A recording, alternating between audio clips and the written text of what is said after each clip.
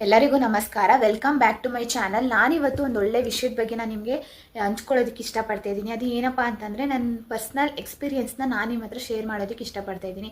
ಅದರಲ್ಲೂ ಎಸ್ಪೆಷಲಿ ನನ್ನ ಚಾನಲ್ ಬಗ್ಗೆ ರಾಯರು ಕಡೆಯಿಂದ ಏನೆಲ್ಲ ಪವಾಡ ಆಯಿತು ಅನ್ನೋದ್ರ ಬಗ್ಗೆ ನಾನಿವತ್ತು ಹೇಳೋದಕ್ಕೆ ನಿಮ್ಮ ಹತ್ರ ಇಷ್ಟಪಡ್ತಾ ಇದ್ದೀನಿ. ಈ ವ್ಲಾಗ್ನ ಪೂರ್ತಿಯಾಗಿ ನೋಡಿ. ಮತ್ತು ಯಾರೆಲ್ಲ ನನ್ನ ಚಾನಲ್ನ ಸಬ್ಸ್ಕ್ರೈಬ್ ಮಾಡ್ಕೊಂಡಿಲ್ಲ ಅವರು ಆದಷ್ಟು ಬೇಗ ಚಾನಲ್ನ ಸಬ್ಸ್ಕ್ರೈಬ್ ಮಾಡಿಕೊಂಡು ಬೆಲ್ಲೈಕನ್ನ ಪ್ರೆಸ್ ಮಾಡ್ಕೊಳ್ಳಿ ಅಂತ ಹೇಳ್ತಾ ಸ್ಟಾರ್ಟ್ ಮಾಡ್ತಾ ಇದ್ದೀನಿ. ಮೊದಲಿಗೆ ನಾನು ಯೂಟ್ಯೂಬ್ ಚಾನಲ್ನ ಸ್ಟಾರ್ಟ್ ಮಾಡಬೇಕು ಅಂತ ಸುಮಾರು ದಿವಸದಿಂದ ಅಂದರೆ ನಾನೇನು ಅಂದ್ಕೊಂಡಿರಲಿಲ್ಲ. ನಮ್ಮ ಮನೇಲಿ ಹೇಳ್ತಾ ಇದ್ರು, ನಮ್ಮ ಮನೆಯವರು ಹೇಳ್ತಾ ಇದ್ರು, ಮತ್ತು ನನ್ನ ತಂಗಿ ಅಥವಾ ಸ್ವಲ್ಪ ರಿಲೇಷನ್ಸ್ ಹೇಳ್ತಾ ಇದ್ರು ಮಾಡ್ಬೋದು ಇನ್ನು ಯಾಕೆ ಯೂಟ್ಯೂಬ್ ಮಾಡಬಾರ್ದು ಅಂತ ನನ್ನ ಕೇಳ್ತಾ ಇದ್ರು. ಸೊ ನಾನು ಅದ್ರ ಬಗ್ಗೆ ಯಾವುದಕ್ಕೂ ಜಾಸ್ತಿ ತಲೆನೇ ಕೆಡಿಸ್ಕೊಂಡಿರಲಿಲ್ಲ. ಅಯ್ಯೋ ಬಿಡು, ಯಾರು ಮಾಡ್ತಾರೆ ಯೂಟ್ಯೂಬ್ನೆಲ್ಲ, ನನಗೆ ಕೆಲಸನೇ ಸರಿ ಹೋಗುತ್ತೆ, ಅದರಲ್ಲೂ ಮಗುನು ಬೇಗ ಆಗೋಯ್ತು ನನಗೆ ಮದುವೆ ಆದಮೇಲೆ. ಅದಕ್ಕೇನೆ ಮಗು ನೋಡ್ಕೋ, ಮನೇಲಿ ಆ ಕೆಲಸ ಈ ಕೆಲಸ ಅದೇ ಸರಿ ಹೋಗ್ಬಿಡುತ್ತೆ, ಇನ್ನು ಯೂಟ್ಯೂಬೆಲ್ಲ ಮಾಡೋಕ್ಕಾಗಲ್ಲ, ಅದೆಲ್ಲ ಫುಲ್ ಲಾಂಗು ಪ್ರೊಸೀಜರ್ ಇರುತ್ತೆ ಅಂತ ಅಂದ್ಬಿಟ್ಟು ನಾನು ಅದ್ರ ಬಗ್ಗೆ ಯಾವುದಕ್ಕೂ ತಲೆನೇ ಕೆಡಿಸ್ಕೊಂಡಿಲ್ಲ. ಆಮೇಲೆ ಅವರು ಒಂದು 2-3 ಸರಿ ಸಜೆಷನ್ ಕೊಟ್ಟರು ನನಗೆ ಮಾಡಬೇಕು ಅಂತ. ಅದರಲ್ಲೂ ನಮ್ಮ ಮನೆಯವರಂತೂ ಆಗುತ್ತೆ ನಿನ್ನ ಕೈಲಿ ಅಂತ ಹೇಳ್ತಾ ಇದ್ರು. ನಾನು ಒಂದು ದಿವಸ ಓಕೆ ಅವ್ರು ಇಷ್ಟು ಹೇಳ್ತಾ ಇದ್ದಾರಲ್ಲ ಅಂತ ಅಂದ್ಬಿಟ್ಟು ಒಂದ್ಸರಿ ನೋಡೋಣ ಟ್ರೈ ಮಾಡ್ತೀನಿ, ನನಗೆ ಯಾವ ರೀತಿ ರಿಸಲ್ಟ್ ಬರುತ್ತೆ ನನಗೂ ಗೊತ್ತಿಲ್ಲ ಅಂತ ಅಂದ್ಬಿಟ್ಟು ಇದನ್ನ ಸ್ಟಾರ್ಟ್ ಮಾಡ್ತೀನಿ. ಮೊದಲಿಗೆ ನಾನು ಯೂಟ್ಯೂಬ್ನ ಸ್ಟಾರ್ಟ್ ಮಾಡಿ ಒಂದು 8 to 9 months ಆಯಿತು. ಈ ಟೈಮ್ಗೆ ಅಂದರೆ ನಾನು ಲಾಸ್ಟ್ ಇಯರೇ ಸ್ಟಾರ್ಟ್ ಮಾಡಿದ್ದು, ನವಂಬರ್ ಎಂಡ್ ಮತ್ತು ಡಿಸೆಂಬರಲ್ಲೇನೋ ನಾನು ಸ್ಟಾರ್ಟ್ ಮಾಡಿದಂಥದ್ದು ಯೂಟ್ಯೂಬ್ನ. ಅಂದರೆ ಅವಾಗ ಸ್ಟಾರ್ಟ್ ಮಾಡಿದಾಗ ಸ್ವಲ್ಪ ಭಯ ಇತ್ತು, ಹೆಂಗಾಗುತ್ತೋ ಏನೋ ಯೂಟ್ಯೂಬು ಗೊತ್ತಿಲ್ಲ ಅಂತ ಫುಲ್ಲು ರಿಸರ್ಚ್ ಮಾಡಿ ಯಾವ ಥರ ಮಾಡ್ಬೋದು ಏನು ಅಂದರೆ. ಈಗ ಸ್ಟಾರ್ಟ್ ಮಾಡೋದ್ರಂತೂ ತುಂಬಾ ಕಾಂಪಿಟೇಷನ್ ಇದೆ ಬಿಡಿ. ಯಾಕಂದರೆ ಎಲ್ಲರೂ ಅಷ್ಟೇ ಯಾವುದೇ ಸಕ್ಸಸ್ಫುಲ್ ಯೂಟ್ಯೂಬರ್ ಚಾನಲ್ನ ನೀವು ಹೋಗಿ ನೋಡಿ, ಅವ್ರು ಹಾಕಿರುವಂಥ ವೀಡಿಯೋಸ್ಗಳು 2-3 ವರ್ಷದ ಬ್ಯಾಕ್ ಅಷ್ಟೇ ಆಗಿರುತ್ತೆ. ಅಂದರೆ ಕೊರೋನಾ ಟೈಮಲ್ಲಿ ಆಲ್ಮೋಸ್ಟ್ ಅಲ್ಲಿ ಎಲ್ಲ ಯೂಟ್ಯೂಬರ್ಸೂ ಕೂಡ ಯೂಟ್ಯೂಬ್ ಚಾನಲ್ ಓಪನ್ ಮಾಡಿ ಅವ್ರ ಚಾನಲ್ನ ಫುಲ್ಲು ಇಂಪ್ರೂವ್ ಮಾಡ್ಕೊಬಿಟ್ಟಿದ್ದಾರೆ. ಅದರಲ್ಲಿ ಇವಾಗ ಸ್ಟಾರ್ಟ್ ಮಾಡೋರ್ಗಂತೂ ಸ್ವಲ್ಪ ಕಷ್ಟನೇ, ಕಾಂಪಿಟೇಷನು ಜಾಸ್ತಿ ಇದೆ ಅಂತಲೇ ನಾನು ಹೇಳ್ಬೋದು. ಅದು ಎಕ್ಸ್ಪೀರಿಯನ್ಸ್ ನನಗೂ ಕೂಡ ಆಗಿದೆ. ಅಂದರೆ ಸ್ವಲ್ಪ ನಿಧಾನಕ್ಕಾಗುತ್ತೆ ಇವಾಗ ಸ್ಟಾರ್ಟ್ ಮಾಡೋರಿಗೆ. ಅದು ಹೇಳೋಕ್ಕಾಗಲ್ಲ, ಲಕ್ಕು ಆಗಿರ್ಬೋದು ಮತ್ತು ಎಫರ್ಟು ಆಗಿರಬೇಕು. ಯಾವುದಾದ್ರೂ ಒಂದು ಕ್ಲಿಕ್ ಆದರೆ ನಿಮ್ಮ ಚಾನಲ್ಲು ಆದಷ್ಟು ಬೇಗ ಸಕ್ಸಸ್ಸು ಆಗ್ಬೋದು. ಒಬ್ಬೊಬ್ರದ್ದು 1 ವರ್ಷ ಆದರೂ ಸಕ್ಸಸ್ ಆಗಲ್ಲ ಅಂತಲೂ ಹೇಳ್ತಾರೆ. ಆಮೇಲೆ ಸಕ್ಸಸ್ ಆದಮೇಲೂ ಕೂಡ ಹಲವಾರು ಪ್ರೊಸೀಜರ್ ಇದೆ, ಟರ್ಮ್ಸ್ ಆ್ಯಂಡ್ ಕಂಡೀಷನ್ ಇದೆ. ನಾವು ಅದನ್ನೆಲ್ಲ ಕಂಪ್ಲೀಟ್ ಮಾಡಿದ್ರೆ ಮಾತ್ರ ನಮಗೆ ತಿಂಗಳು ಪೂರ್ತಿ ನಾವು ಏನೇ ಮಾಡಿದರೂ ಕೂಡ ನಮಗೆ ಪೇಮೆಂಟ್ ಆಗುವಂಥದ್ದು.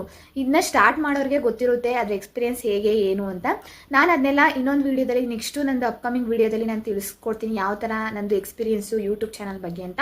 ಆದರೆ ನಾನಿವತ್ತು ಹೇಳೋದಕ್ಕೆ ಬಂದಿರೋದು ರಾಯರು ಬಗ್ಗೆ. ರಾಯರದು ಎಷ್ಟು ಆಶೀರ್ವಾದ ನನ್ನ ಚಾನಲ್ಗೆ ಇದೆ ಅಂತ ನಾನು ನಿಮ್ಮ ಹತ್ರ ಹೇಳ್ಕೊಳ್ಳೋದಕ್ಕೆ ಬಂದಿದ್ದೀನಿ. ಅದು ಏನಪ್ಪ ಅಂತ ಅಂದರೆ, ನಾನು ಸ್ಟಾರ್ಟ್ ಮಾಡಿದಾಗ ವ್ಲಾಗ್ನ ಮಾಡೋಣ, ಡೈಲಿ ವ್ಲಾಗ್ ಏನೇನಿರುತ್ತೆ, ನಾನು ಡೇ ಇನ್ ಮೈ ಲೈಫ್ ಏನೇನೆಲ್ಲ ಮಾಡ್ತೀನಿ, ಅಥವಾ ಯಾವ್ದಾದ್ರು ಒಂದು ಟೆಂಪಲ್ಗೆ ಹೋದಾಗ, ಊರುಗಳಿಗೆ ಹೋದಾಗ ಅಂತ ಅಂದ್ಬಿಟ್ಟು ಆ ಥರ ವ್ಲಾಗ್ಸ್ನೇ ಮಾಡ್ತಾ ಇದ್ದೆ ನಾನು. ಅದರಲ್ಲಿ ಏನೂ ಅಷ್ಟೊಂದು ಇಂಪ್ರೂವ್ಮೆಂಟ್ ಏನೂ ಕಾಣಲಿಲ್ಲ.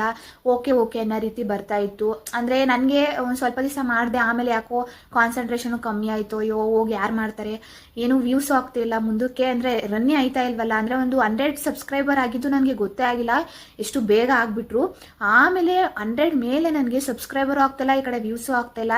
ನನ್ನಂದರೆ ಸ್ವಲ್ಪ ಒಂದು ದಿವಸ ಹಾಕೋದು, ಒಂದು 3 ದಿವಸ ಬಿಡೋದು, ಯಾವ ಥರ ಮಾಡೋದು, ಹೇಗೆ ಮಾಡ್ತಾರೆ ಇದು ಯೂಟ್ಯೂಬ್ನ, ಇಷ್ಟೊಂದು ತಲೆ ಕೆಡಿಸ್ಕೋಬೇಕಾ ಇದಕ್ಕೆ ಅನ್ನೋ ರೀತಿ ಎಲ್ಲ ಹಿಂಸೆ ಆಗ್ತಾಯಿತ್ತು ಅಂದ್ಬಿಟ್ಟು ನಾನು ಸ್ವಲ್ಪ ದಿವಸ ಹಾಕೋದು, ಮತ್ತು ಸ್ವಲ್ಪ ದಿವಸ ಸ್ಟಾಪ್ ಮಾಡೋದು, ಸ್ವಲ್ಪ ದಿವಸ ಕಂಟಿನ್ಯೂ ಮಾಡೋದು, ಸ್ಟಾಪ್ ಮಾಡೋದು, ಆ ಥರನೇ ಮಾಡಿದೆ.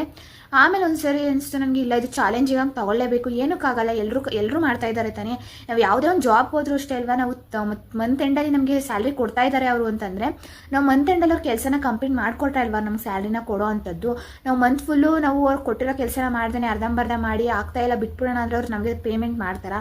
ಇಲ್ಲ ಅಲ್ವಾ. ಅದೇ ರೀತಿ ಅಂದ್ಕೊಂಡು ನಾನು, ಇಲ್ಲ ಇದನ್ನ ನಾನು ಮಾಡಲೇಬೇಕು, ಹಾಗೆ ಆಗುತ್ತೆ ಅಂತ ಅಂದ್ಬಿಟ್ಟು ನಾನು ರಾಯರನ್ನ ಕೇಳ್ಕೊಂಡೆ. ರಾಯರೇ, ನಾನು ಯೂಟ್ಯೂಬ್ ಚಾನಲ್ ಸ್ಟಾರ್ಟ್ ಆಗಿದೆ, ಅದನ್ನ ಕಂಪ್ಲೀಟ್ ಮಾಡೋ ತನಕ ನನಗೆ ಸಮಾಧಾನನೂ ಇಲ್ಲ, ಅದು ಕಂಪ್ಲೀಟ್ ಮಾಡೋ ತನಕ ನಾನು ಬಿಡೋದು ಇಲ್ಲ ತಂದೆ.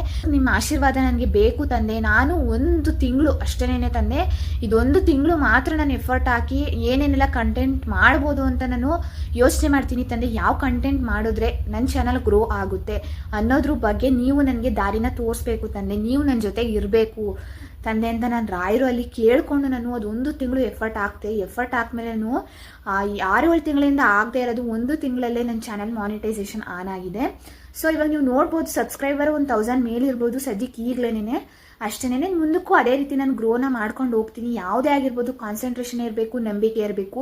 ಅಂದರೆ ಇದಕ್ಕೆ ಈ ವಿಷಯನ ಏನಕ್ಕೆ ಹೇಳ್ತಾ ಇದ್ದೀನಿ ನಿಮ್ಮ ಹತ್ರ ಅಂತಂದರೆ, ಇವಾಗ ನನಗೆ ಹಲ್ವಾರು ಕಮೆಂಟ್ ಬರ್ತಾ ಇದೆ. ಅಂದರೆ ರಾಯರು ಇದ್ದಾರೆ ಗೊತ್ತು, ಅಂದರೆ ನಮ್ಗೆ ಈ ಕಷ್ಟ ಇದೆ ಅಕ್ಕ, ಆ ಕಷ್ಟ ಇದೆ ಅಕ್ಕ, ಯಾವುದು ನನಗೆ ಸಕ್ಸಸ್ ಆಗ್ತಾ ಇಲ್ಲ ಅಕ್ಕ, ಸುಮಾರು ವ್ರತಗಳನ್ನ ಮಾಡಿದ್ದೀನಿ ಅಕ್ಕ, ಪೂಜೆನ ಮಾಡಿದ್ದೀನಿ ಅಕ್ಕ, ಆದರೂ ಏನೂ ನನಗೆ ಫಲನೇ ಸಿಗ್ತಾ ಇಲ್ಲ ಅಕ್ಕ, ಏನು ಮಾಡ್ಬೋದು ನೀವೇ ತಿಳಿಸ್ಕೊಡಿ ಅಂತ ಹೇಳ್ತಾ ಇದ್ದೀರಾ. ಅಂತಂದರೆ ನೀವು ಯಾವುದೇ ವ್ರತನ ಮಾಡಿ ನಂಬಿಕೆ ಇಟ್ಟು ಶ್ರದ್ಧೆ ಭಕ್ತಿಯಿಂದ ನೀವು ಪ್ರಯತ್ನನ ಪಡಬೇಕು. ಅದೇ ಥರ ಬರೀ ನಂಬಿಕೆನ ಇಟ್ಕೊಂಡು ನೀವು ಕೂತ್ಕೊಳ್ಳಿ ಮನೇಲಿ ಅಂತ ನಾನು ಹೇಳೋದಿಲ್ಲ. ನಿಮ್ಮ ಎಫರ್ಟು ಕೂಡ ಅದೇ ಥರ ಇದ್ದರೆ ರಾಯರು ನಿಮಗೆ 100% ಪ್ರತಿಫಲನ ಕೊಟ್ಟೇ ಕೊಡ್ತಾರೆ. ಯಾವುದೇ ಆಗಿರ್ಬೋದು. ನೀವು ಎಷ್ಟೊಂದು ಜನ ಹೇಳಿದ್ದಾರೆ ಈ ವ್ರತನ ಮಾಡಿ ಆ ವ್ರತನ ಮಾಡಿದರೂ ಕೂಡ ನನಗೆ ಯಾವುದೇ ರೀತಿ ಪ್ರತಿಫಲ ಸಿಗ್ತಾ ಇಲ್ಲ ಅಂತ ನೀವು ಹೇಳೋ ಮಾತಲ್ಲೇ ನೀವು ಜೀವಸೆ ಬಂದ್ಬಿಟ್ಟಿದೆ ಅನ್ನೋ ರೀತಿ ನೀವು ಮಾತಾಡಬಾರ್ದು. ಅಂದರೆ ಇವ್ರು ಹೇಳಿದಾರ ಅಂದರೆ ನಿಮ್ಮ ನಂಬಿಕೆ ಇರಬೇಕು. ಅವ್ರು ಹೇಳಿದ್ರು ಇವ್ರು ಹೇಳಿದ್ರು ಅನ್ನೋ ಮಾಡೋದು ಸೆಕೆಂಡ್ರಿ. ನಿಮಗೆ ನಂಬಿಕೆ ಇರಬೇಕು. ಮತ್ತು ಆ ವ್ರತ ಮತ್ತು ಆಚರಣೆ ಬಗ್ಗೆ ನಿಮಗೆ 100% ಎಫರ್ಟ್ನ ಹಾಕಿ ನೀವು ಮಾಡಿದ್ದೇ ಆದರೆ ರಾಯರಲ್ಲಿ ನಂಬಿಕೆನ ಇಟ್ಕೊಂಡು ಯಾವುದೇ ಕೆಲಸ ಆದರೂ ಪಕ್ಕ ಆಗೇ ಆಗುತ್ತೆ. ಅದಂತೂ ಬರೆದಿಟ್ಕೊಂಡು ಬಿಡಿ. ಅಯ್ಯೋ ಇದು ಕಷ್ಟ ಇದು ನಮ್ಗೆ ಆಗಲ್ಲ ಅಂದರೆ ಏನಕ್ಕಾಗಲ್ಲ, ಮನ್ಸ್ಪಟ್ರೇನೇ ಅಲ್ವಾ. ಯಾವುದೇ ಆದರೂ ಕೆಲಸ ಮನಸ್ಸಿದ್ರೆ ಮಾರ್ಗ ಅಂತಾರಲ್ವಾ, ಅದೇ ರೀತಿ ನಮ್ಮ ಎಫರ್ಟ್ ಹಾಕಿದ್ರೇನೆ ಯಾವುದೇ ದೇವರಾದರೂ ನಮಗೆ ದಾರಿ ತೋರಿಸೋದು. ನಾವು ಪ್ರಯತ್ನನೇ ಪಟ್ಟಿಲ್ಲ, ನಾವು ಒಂಚೂರು ಎಫರ್ಟೇ ಹಾಕಿಲ್ಲ ಅಂದರೆ ದೇವ್ರು ಯಾವ ರೀತಿ ನಮಗೆ ಫಲನ ಕೊಡ್ತಾರೆ? ಇಲ್ಲ ಅಲ್ವಾ. ಅದರಿಂದ ನೀವು ನಂಬಿಕೆನ ಕಳ್ಕೊಳ್ಳೋಕ್ಕೆ ಹೋಗ್ಬೇಡಿ. ಮತ್ತು ಯಾರೆಲ್ಲ ಯೂಟ್ಯೂಬ್ ಚಾನಲ್ ಓಪನ್ ಮಾಡಿದ್ದೀರಾ ಅಥವಾ ಓಪನ್ ಮಾಡಬೇಕು ಅಂತ ಅಂದ್ಕೊಂಡಿದ್ದೀರಾ ಮಾಡಿ. ಮೊದಲಿಗೆ ನೀವು ರಾಯರಲ್ಲಿ ನಂಬಿಕೆ ಇಟ್ಟು ಮಾಡಿ, ಅಥವಾ ನಿಮ್ಮ ಇಷ್ಟ ದೇವರು ಬೇರೆ ಯಾರು ಇರ್ತಾರೋ ಆ ದೇವರಲ್ಲಿ ನಂಬಿಕೆನ ಇಟ್ಟು ನೀವು ಚಾನಲ್ ಸ್ಟಾರ್ಟ್ ಮಾಡಿ.